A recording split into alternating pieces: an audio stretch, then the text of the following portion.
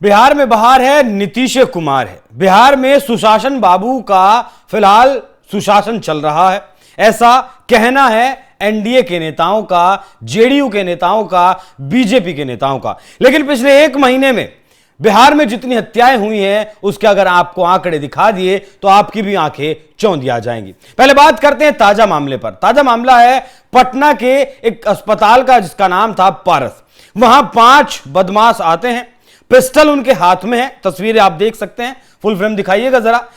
कमरा नंबर 209 में ये जाते हैं, जहां 5 लोग जाकर गोलियां चलाते हैं। एक गैंगस्टर के ऊपर 4 गोलियां चलाते हैं और वहां कहा यह भी जा रहा है कि जब उस गैंगस्टर का मर्डर किया गया तब चंदन मिश्रा उस गैंगस्टर का नाम था, उम्र कैद की सजा जेल में काट रहा था, पिछले 12 साल से जेल में बंद था। ये लोग आते हैं, 4 गोलियां उसके ऊपर दागते हैं, वीडियो बनाते हैं और देख सकते हैं तस्वीरों में आप किस तरीके से बड़ी आसानी से वो चले जाते हैं। जब तक आसपास के लोग दरवाजा खोलते हैं, आवाजें सुनते हैं कि क्या हुआ क्या नहीं हुआ है, तब तक जो बदमाश, जो किलर सबसे पहले अंदर गया था वो सबसे बाद में बाहर आता है और उसे भी आप देख सकते हैं कि कितने आराम से, कितने प्यार से वो भी निकल जाता है। तो सवाल बिहार सरकार से यह है कि नीतीश कुमार क्या यही सुशासन है? अगर यह सुशासन है तो फिर जिस जंगल राज की आप बात कर रहे थे, क्या वो भी ऐसा ही जंगल राज था, या आज फिर एक बार फिर से क्राइम कैपिटल, जिस तरीके से राहुल गांधी ने आरोप लगाया कि बिहार अब क्राइम कैपिटल इंडिया का बनता जा रहा है, क्या वो बिल्कुल सही बात है? इन बदमाशों को, इन किलर्स को कोई खौफ नहीं था। इन्हें पता था कि यहां सीसीटीवी लगे हुए हैं, क्योंकि रेकी पहले ही हो रखी थी, कमरा नंबर पहले ही पता था। ये जो चंदन मिश्रा था, चंदन मिश्रा को ये जमानत पर था 15 दिन की, इलाज के लिए अस्पताल में भर्ती था। 18 जुलाई को इसकी पैरोल खत्म हो रही थी, लेकिन उससे पहले ही मौत के घाट उतार दिया गया। इन किलर्स ने आराम से हॉस्पिटल के बाहर अपनी गाड़ी खड़ी की, अस्पताल में घुसे, वारदात को अंजाम दिया, फरार हो गए। सीसीटीवी फुटेज सामने आया, चंदन का शूट करते हुए भी इन लोगों ने वीडियो बनाया है। चंदन बेऊर जेल में बंद था, फिलहाल पैरोल पर इलाज के लिए पारस अस्पताल में भर्ती था। बवासीर का ऑपरेशन हुआ था। चंदन बक्सर का रहने वाला था। बक्सर में राजेंद्र केसरी नाम के एक चूना व्यवसायी की हत्या के मामले में उसे उम्र कैद की सजा हुई थी। अब यहां एक बार आप पुलिस का क्या बयान है यहां वो सुनना बहुत जरूरी हो जाता है। बक्सर पुलिस के जरिए चंदन के विरोधी गैंग का पता लगाया जा रहा है। शूटर की फोटो मिल चुकी है, उसके बारे में पता लगाया जा रहा है। मामला चंदन शेरू गैंग से जुड़ा हुआ है। अपराधी 2 बाइक पर सवार थे। अस्पताल के गार्ड्स और सुरक्षा कर्मियों से भी पूछताछ की जा रही है।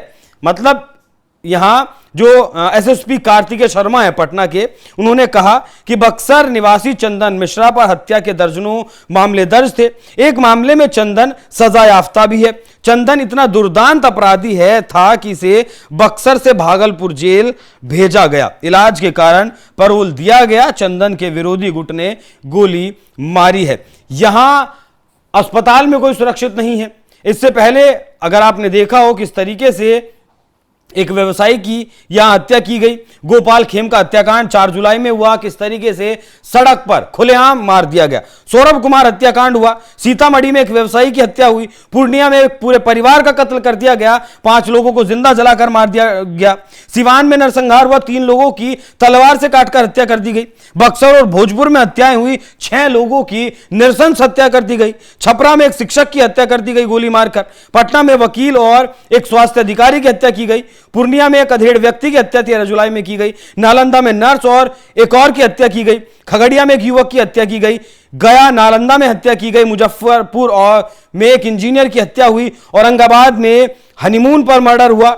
छपरा में ट्रिपल मर्डर। मधेपुरा में विवाहिता की हत्या। नवादा में बहू की हत्या। बेगूसराय में युवक की हत्या। छपरा में महिला की संदिग्ध मौत। मुजफ्फरपुर में मां बेटी की हत्या। अररिया में पिता पुत्र की हत्या। भोजपुर में शादी में हत्या। ये जो जितने भी नाम आपको बताए हैं वो पिछले 1 महीने के रिकॉर्ड हैं। 17 जून से 17 जुलाई के बीच ये हत्याएं हुई हैं। एक आंकड़ा बताता है कि मौजूदा वक्त में बिहार में औसतन हर महीने लगभग 270 हत्याएं होती थी। ये उससे तो कम है जिसे ये लोग जंगल राज बताते थे।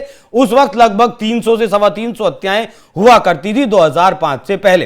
हालांकि 2005 से 2010 के बीच नीतीश कुमार ने प्रशासनिक जो अमला तैयार किया बिहार में, वो वाकई में उसे लोग शानदार बताते हैं, काबिल तारीफ बताते हैं। लेकिन आज जो स्थिति बिहार में है, क्या यह जंगल राज नहीं है? एक व्यक्ति अस्पताल में भी सुरक्षित नहीं है जो सजा काट रहा था।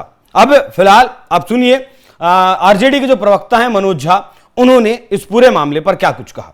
हत्या कोई आप जो समझ रहे हैं आलोचना के दृष्टिकोण से नहीं, बिहार अपहरण कितना होता, सामूहिक चिंता का विषय होना चाहिए।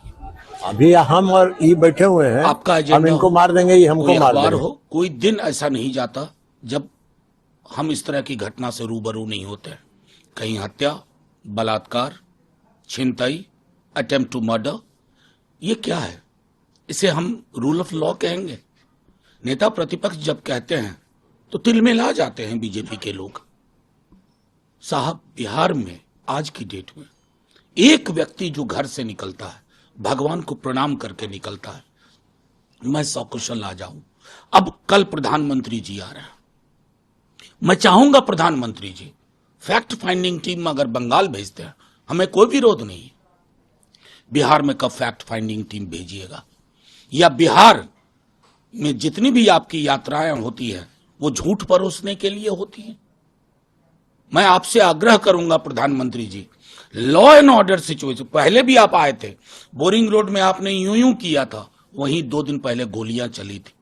एक बार तो जुबान खोलिए, आप देश के प्रधानमंत्री हैं, सिर्फ बीजेपी के प्रचार मंत्री नहीं है। बातें जो कही जाएगी सरकार से, फिर कोई बचेगा नहीं। तेजस्वी यादव ने इस घटना को लेकर लिखा एक्स पर, अपराधियों ने अस्पताल में भर्ती मरीज को आईसीयू में घुसकर गोली मारी, बिहार में कोई सुरक्षित नहीं है। 2005 से पहले क्या ऐसा ही होता था जी? इस पर बीजेपी की तरफ से जवाब आया। बीजेपी के प्रवक्ता हैं नीरज कुमार, उन्होंने कहा, याद है तेजस्वी जी, अपने मम्मी डैडी से पूछ लीजिए, 13 जून 1998 को राबड़ी देवी जी की सरकार में मंत्री ब्रज बिहारी प्रसाद की हत्या पटना के अस्पताल में कर दी गई थी। यही था उस दौर का जंगल राज का राज। मतलब जो उस दौर में हुआ, क्या 20 साल बाद भी वही रिपीट होगा? इस तरीके से आप इस बात को जस्टिफाई करेंगे कि 20 साल पहले भी एक हत्या हुई थी, इसी तरीके से अस्पताल में घुसकर हुई थी, और आज भी अगर हो गई है तो फिर कौन सी बहुत बड़ी बात है? क्या इसी तरीके से बिहार में सुशासन आएगा? क्या इसी तरीके से बिहार की जनता सुरक्षित रहेगी? कैसे लोग अपने घरों से बाहर निकल पाएंगे? जिस तरीके से सुशासन बाबू का जो टैग नीतीश कुमार को दिया गया है, क्या अब शायद वक्त नहीं आ गया है कि उस टैग को नीतीश कुमार खुद ही वापस कर दें? क्योंकि गोपाल खेमका का जब हत्याकांड हुआ था, उसमें हाई लेवल एक मीटिंग तो बुलाई गई थी, लेकिन नीतीश कुमार की उनके अधिकारियों के साथ मीटिंग करते हुए एक तस्वीर बाहर नहीं आई थी। वो मीटिंग किसने की थी, वो मुलाकात किसने की थी? नीतीश कुमार का सिर्फ चेहरा है या सरकार कोई और चला रहा है? हालांकि यह भी तथ्य है, यह भी कोई नई बात नहीं है। बिहार में जब भी चुनाव होते हैं, उससे पहले इस तरीके की आपराधिक घटनाएं हमेशा बढ़ती हैं। बिहार में चुनाव से पहले इस तरीके से हत्याएं हमेशा बढ़ती हैं। लेकिन क्या जो वक्त गुजर चुका है, क्या वैसा ही वक्त आज फिर भी गुजरेगा? क्या मतलब एक आंकड़ा है, सरकार का एक आंकड़ा है कि 1 लाख की आबादी पर लगभग 125 पुलिसकर्मियों की जरूरत होती है। बिहार में यह आंकड़ा मात्र 78 पुलिसकर्मियों का है। 78,000 पुलिसकर्मियों की भर्ती की बात जरूर की नीतीश कुमार ने, लेकिन कब वो भर्ती होगी, कब नहीं होगी, किसी को इस बात की जानकारी नहीं है। खुलेआम दिन दहाड़े बिहार में हत्याएं हो रही हैं, लोग अपनी जान गंवा रहे हैं। और एक और बात सुनिए, ये जो यहां पुलिस का जो मुख्यालय है, इस अस्पताल से महज 2 किलोमीटर दूर है। एक पुलिस चौकी है, वो महज 1.2 किलोमीटर दूर है। डुमरा चेक पोस्ट 1.8 किलोमीटर दूर है।